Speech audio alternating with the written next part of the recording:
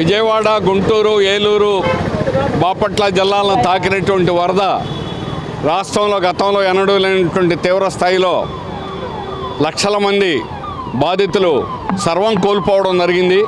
వాళ్ళని ఆదుకోవడానికి సహాయ చర్యలు అనేటువంటిది సాగుతున్నాయి.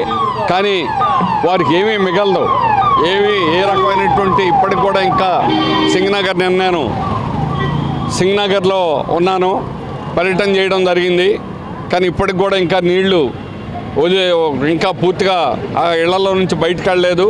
అందుకని ఇళ్ళు వదిలి లక్షల మంది బయటికి వెళ్ళిపోవాల్సినటువంటి పరిస్థితి ఏర్పడింది. ఉన్నటువంటి వాళ్ళకి సహాయ చర్యలు అనేటువంటి సాగుతున్నాయి. రాష్ట్ర వ్యాప్తంగా కార్మిక వర్గం కూడా మా కార్యకర్తలు కూడా సహాయ చర్యల్లో పాల్గొంటున్నారు. అలాగే రాష్ట్ర వ్యాప్తంగా కూడా వారికి ఆర్థికంగా సహాయం చేయడానికి సిఐటి పిలిపించింది. ఆ విధంగా ఆర్థికంగా ఆదుకోవాలని, ఆపదలో ఉన్నవాళ్ళు మేము గతంలో మనం ఎంత చేసినప్పుడు కూడా వాళ్ళకి అందే సహాయం చాలా నామాత్రం. నేను దివి ఉప్పెన్లో 75లో చదువుకునేటువంటి రోజుల్లోనే యూనివర్సిటీ నుంచి 15 మంది దివి ఉప్పెన్లో పాల్గొన్నాం. వాళ్ళకి జరిగేటువంటి నష్టం అపారం. మనం చేసేటువంటి సహాయం చాలా స్వల్పమైంది. అయినప్పటికీ కూడా ఆపదలో ఉన్న వాళ్ళు ఆదుకోవడం అనేటువంటిది మానవత్వం, తోటి మానవుడి యొక్క బాధ్యతగా చేయాలి.